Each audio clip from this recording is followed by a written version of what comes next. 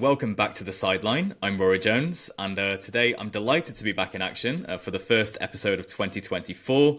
I'm actually here in Munich today for anyone who noticed any subtle minor changes in my background, but I'm really happy to be back presenting today, and hope everyone had a very Merry Christmas and a Happy New Year. Today, I'll be returning to the National Football League and I'll be reflecting on one of the biggest developments in its history, to be quite honest, when on December the 13th, the league revealed plans to stage its first ever game in Brazil. It will also be the first regular season fixture to be held in South America, becoming the fifth continent for the league to stage a regular season game. And that will be at Sao Paulo's Arena Corinthians, home of Corinthians, unsurprisingly, I guess. The name might suggest so. And for today's episode, I'm delighted to be joined by Conrado Giulietti, a Brazilian sports reporter based in Massachusetts in the United States and a play-by-play commentator. So first of all, Conrado, welcome to The Sideline. Thank you, Rory, and thank you for having me. It's an honor. I think I'm the first Brazilian that is part of your podcast, right?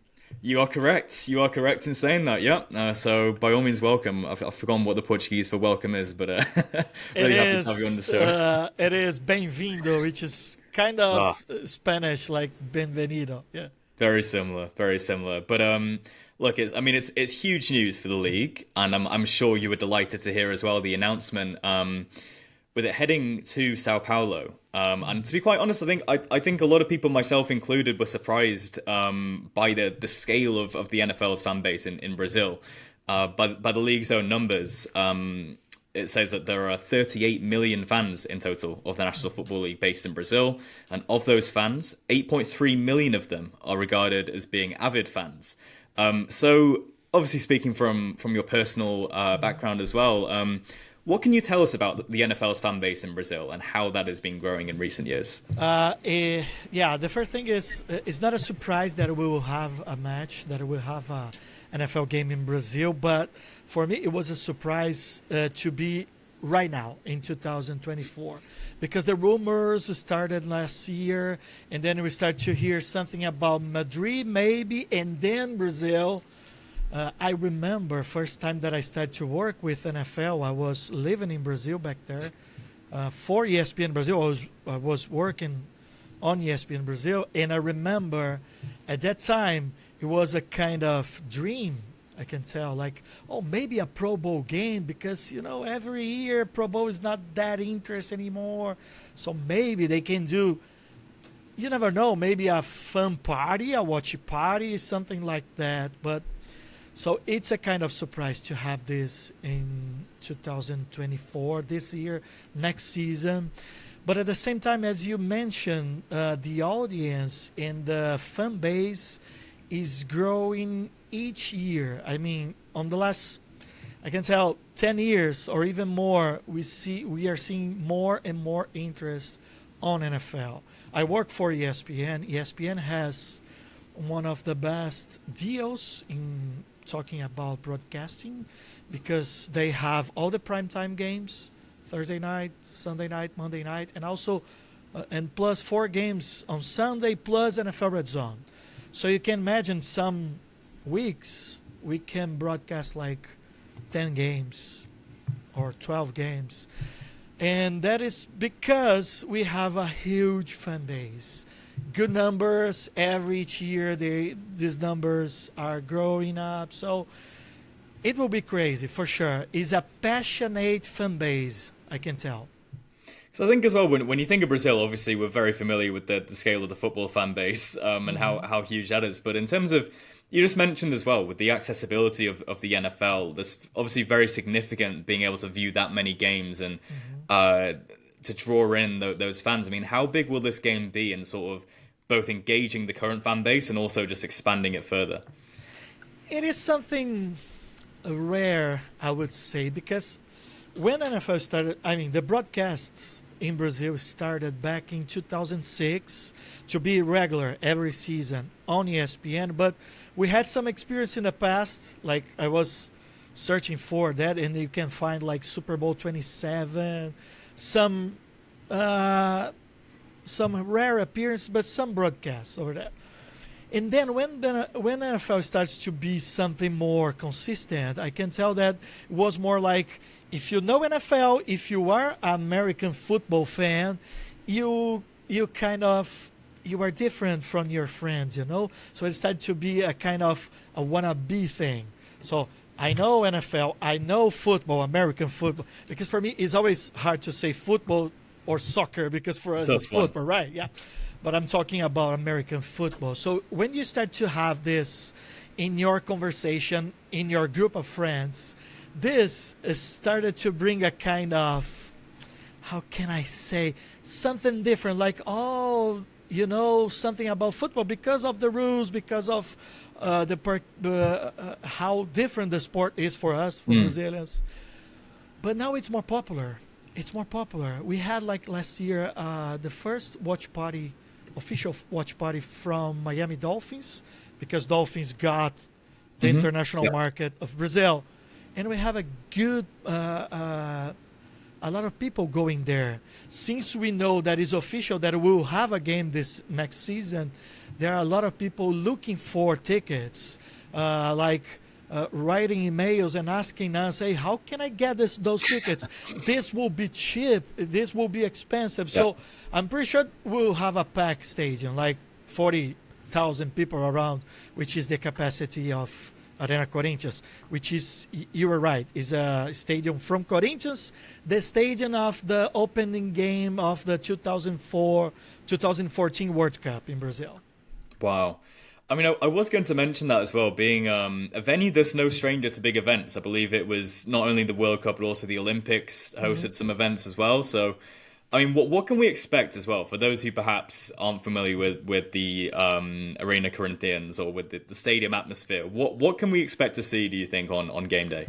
First thing, I don't know if that occurs to you or for anybody that is listening or watching this, but when you think in an NFL game in Brazil, my first idea was, okay, we are having a game in Maracanã because it's one of the biggest stadiums in the world, because hosted 2 World Cup finals over there. So I think the first plan was Maracanã, Rio de Janeiro, a big touristic city, place, destination. But the thing about Arena Corinthians is a modern arena. It is super near, close to the airport, the largest airport in Brazil. So I think this is an advantage. A team can go from there to the airport like 10 minutes driving or even less. But the thing that most that made NFL chose Arena Corinthians was the locker rooms, because they have big locker rooms. And you can imagine, to host an NFL game, you gotta have like space for 50, 100 people, I don't know, for each team. So I think this is the thing that was determinant to Arena Corinthians. But also has one of the best, or maybe the best, surface. Is a natural grass, but it's really good. It's close the public, the fans from the field, from the pitch, and also the atmosphere is really good. The sound will be amazing. I think that we never experience something like that we'll have next season in Sao Paulo. Wow, even compared to the likes of Arrowhead Stadium or Seattle Stadium, which has been renamed 1,000 times. I think it's Lumen Field now. Even compared to those. I think because it's closest, you know? I mean, the location of the stands is close to the pitch. And also because us Brazilians, we are a little loudly than the average, let's say that.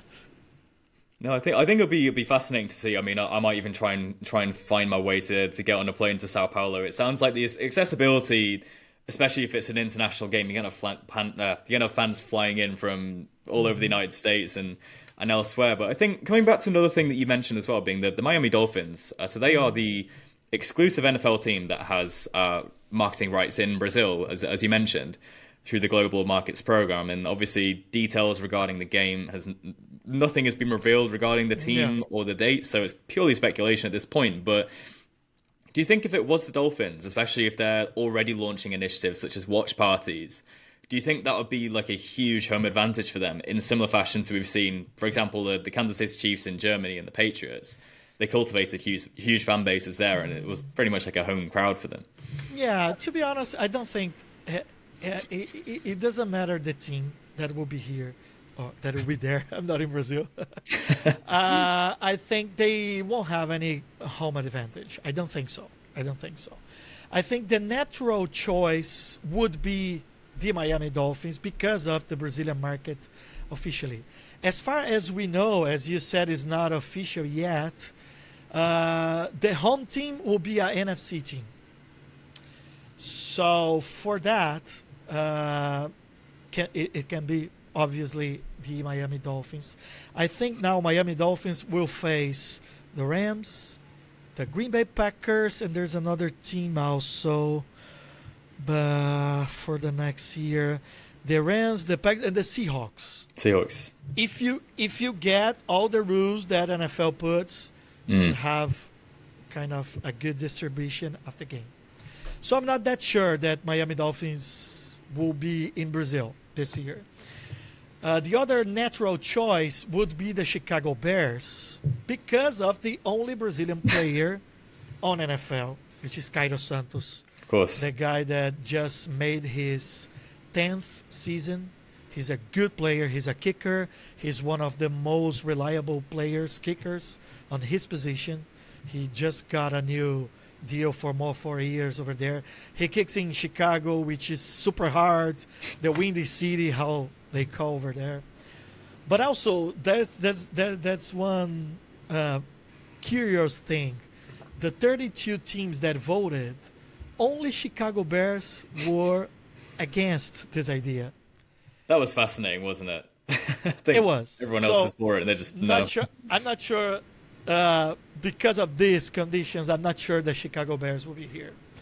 I think if NFL considers the fan base, maybe to have the Patriots would be a great deal. A great deal.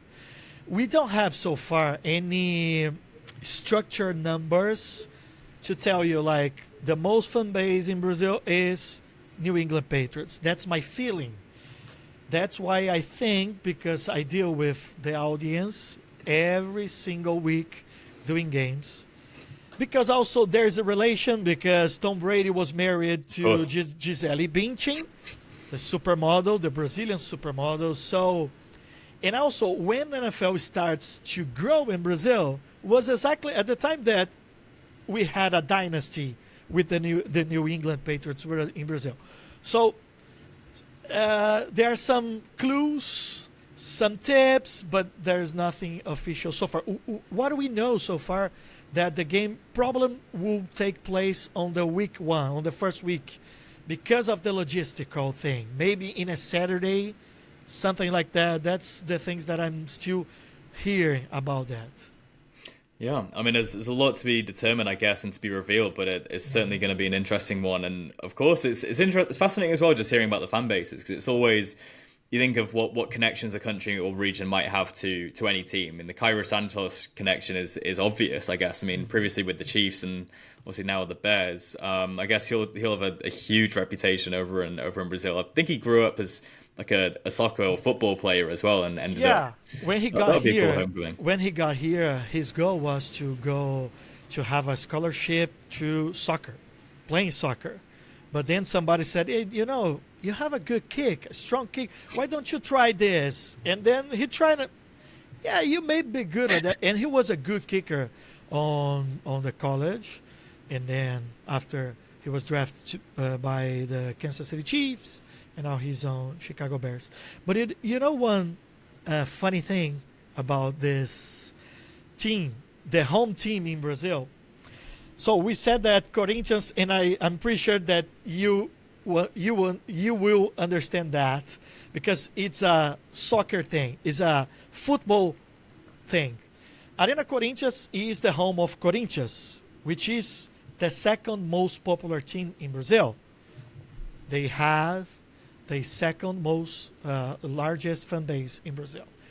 Their colors are black and white, and the rival, the main rival of Corinthians is Palmeiras, which wears green.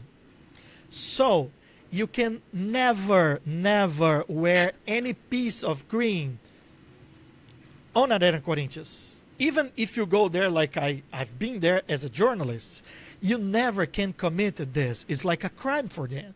Even if it's not the same shade of green. Even you Wow. cannot wear green over there. It's not a rule, but it is a rule. You know, something from the fans. And when they built the stadium around the World Cup, one of the roof, the glasses that they used on the roof, when the sun goes down, you can have a kind of green reflection from their glasses. And they spent a lot of money to put those glasses. The Can imagine. president of Corinthians on that time, they changed everything. They paid more to replace this because it was green. Why I'm talking? I'm telling this story for you and for your audience. Can you imagine a game like New York Jets and Miami Dolphins, a Philadelphia Eagles or Green Bay Packers, especially if they will be the home team? This is something that it sounds crazy, it sounds a joke, but this will be in discussion, I can tell. It's something from soccer, from football. I mean, I love the superstition there and that the kind of devotion of the fans. I mean, my personal allegiance is I won't wear anything that's black and yellow, for example, because I hate the Pittsburgh Steelers. That's just my own personal thing. But I think you might be onto something there, though. You're gonna get to customize the stadium, you know, that's the thing. It's not about the fans only. You're going to have to put some green around the stadium. I'm not sure about the deal because at that moment, NFL will rent the stadium so they can do whatever is the best for them.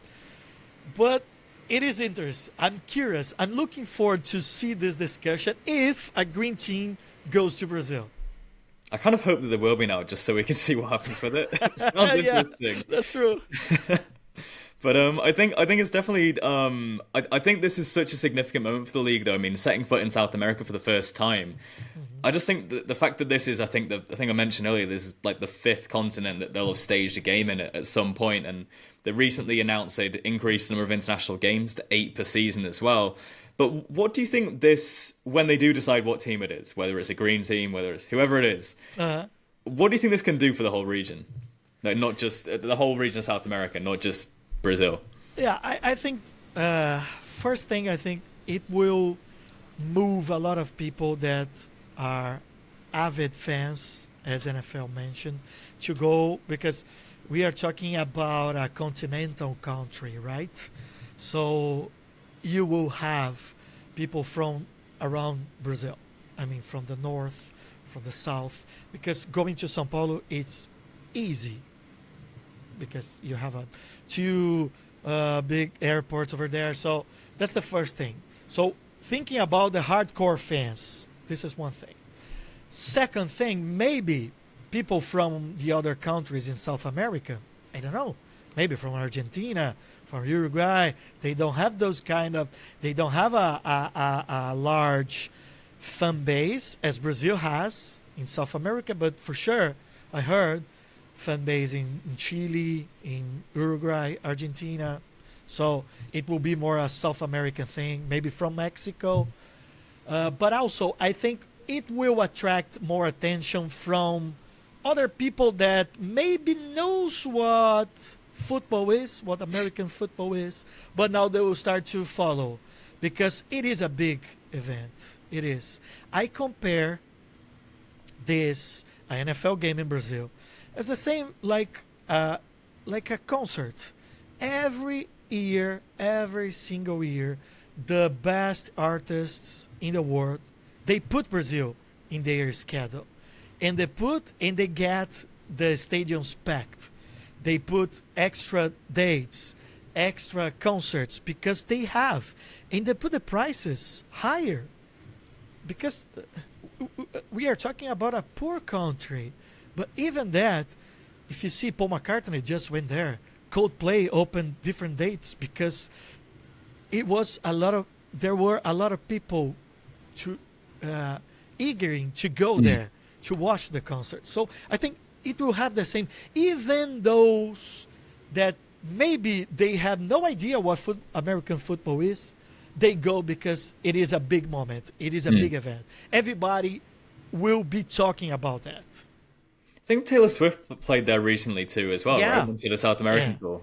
Who And knows? she got Maybe they'll pick the Chiefs because they just want to get all the Swifties there as well. But down in That's South true. America. Yeah, and she had a lot of problems. I mean, not her, but their staff because it was really hot in Rio de Janeiro. The conditions were terrible with water. But, anyways, can be the Chiefs for sure. A lot of people were wearing the Travis Kelce jersey during the concerts. And we had like reporters from ESPN going there and asking, you know who this guy is? No, he's Taylor Swift's boyfriend. But you know the sports? No. But if he's her boyfriend, I'm cool. He's the best guy in the world. No, exactly. I mean, that is fascinating. Just being relegated from being, NFL Hall of Famer or someone. If you ask someone in Kansas City, you're a legend, and then you ask someone down at who's the Taylor Swift. Oh, it's just Taylor Swift's boyfriend, I guess. Yeah, that's true. It is what it is. But I do think it is particularly interesting though to be able to have this opportunity to talk with you. I mean, as someone who is from Brazil, covering the league in the United States. I mean, what can you tell us about how you first got into the sport? Like, how did you get from how did you first discover it, and how did you end up reporting on it too? Yeah, it was because of ESPN. I was working there. I had a different role back there in 2005, 2006, 2007. But I had NFL around, surrounding me. I have friends that always enjoyed, and I used to tell the same thing for anybody that wants to learn about the sports. If you have the opportunity to watch a game for the first time with somebody else that knows a little, and can you give a little of context to you're gonna love, because it is passionate. And it was something. And then when I came here first time on vacation, and I was in a Miami Dolphins game in Florida, and I was like, wow, this is a great experience, the best experience ever. And I've been in Champions League finals, Olympic Games, World Cups. It's different. They have their value, the differences between them, but it's something. It's so strategical. It's a game that passionates you, because for me, I'm doing this for more than 10 years, and I always learn something different. Any piece of game that I do as a play-by-play commentator, as a reporter, or as a fan, I always learn something different. There are so many possibilities in a game this fascinates me, because it moves me forward, I feel that I'm always learning something, that I'm growing as a human being. You know what I mean? Of course, yeah. It's like any given Sunday, right? I've said that in pretty much every episode at this point, but it really is the most unpredictable thing. You see the most random play call, or you think of some plays earlier in the year with the Chiefs, as we mentioned. The Kadarius Toney touchdown that wasn't, and what a bizarre incident that whole thing was, and you just literally never know. Yeah, and I try to have this with me, because it is a challenge as a communicator, because I do those games for the avid fan base, but I'm doing this also for people that are maybe trying for the first time. Let's see what is that. So it is not just for me, it is also for my colleagues to trying to put a mix on this, and then we say, like, if this is your first time, just understand they are doing this because of that. We have, like, now, for the last 2 years, we have referees in our broadcasts, former referees from Brazil. They learned, they studied here in the United States, so they can try to explain to us. So it is a kind of a learning process any given Sunday, as you said. No, it's just such an unpredictable sport, but a fantastic one to follow, I think, as we're both familiar. But I think One thing, obviously, we talked about being the various audience demographics that we might see at this game. As you mentioned, and it seems by the NFL's own research, there will be a lot of diehard fans there, no doubt. Seems like there might be a couple of people there just because they're there, that the game's on, it's a new event, it's something different.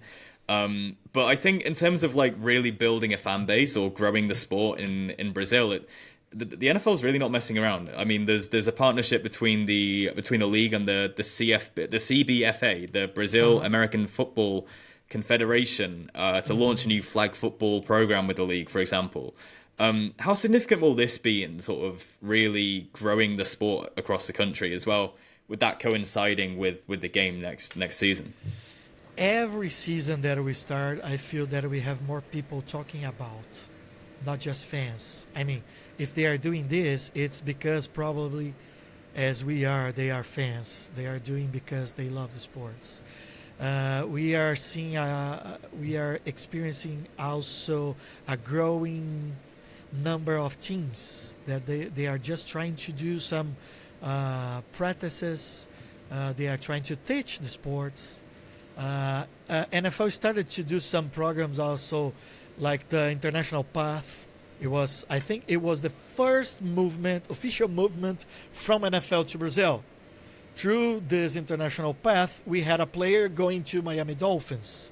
It was Durval Queiroz, Duzão. And he could play. He made the practice squad for 2 seasons, which is great for a line player, not a kicker. So it was something that happened.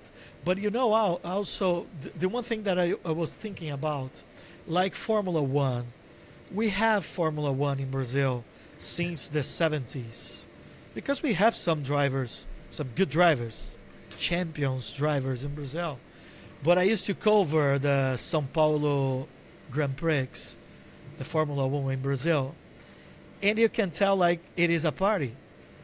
There are a lot of people over there, a lot of brands, a lot of companies doing activations, because it's a good place to be, because people want to be there, even if they don't get the sports.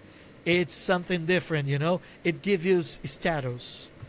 NFL and football, American football does that in Brazil. So I think it will be a huge success. I'm really thinking about this, and also I'm trying to go there in any way. I was going to ask about that. Do you know if you're going yet, or are you trying to plead your case currently? I don't know yet. I would guess that no, because we have the most part of our team of communicators in Brazil. So it makes sense for them to be there. But I have this kind of goal, project, you can say dream, that maybe trying to convince NFL or one of the teams to fly down to Brazil with them, to show the preparation, how they put everything, the structure, the cleats, the jersey, all that, people in a airplane to go there. So that's my goal. That's a good one. I'd watch that. Yeah, you got one person. Because we don't see this really often, right? So imagine going to a different continent. So that's my goal. That's something that I will be working on to have this. Yeah.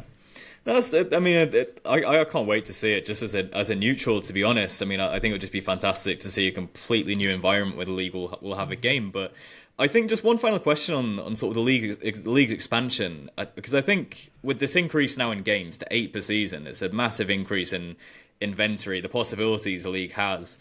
I kind of think, like, in the future, purely speculation at this point, but would you personally be surprised to see more games in Brazil if this one goes well? Perhaps in Rio de Janeiro, tapping into another huge market there as well.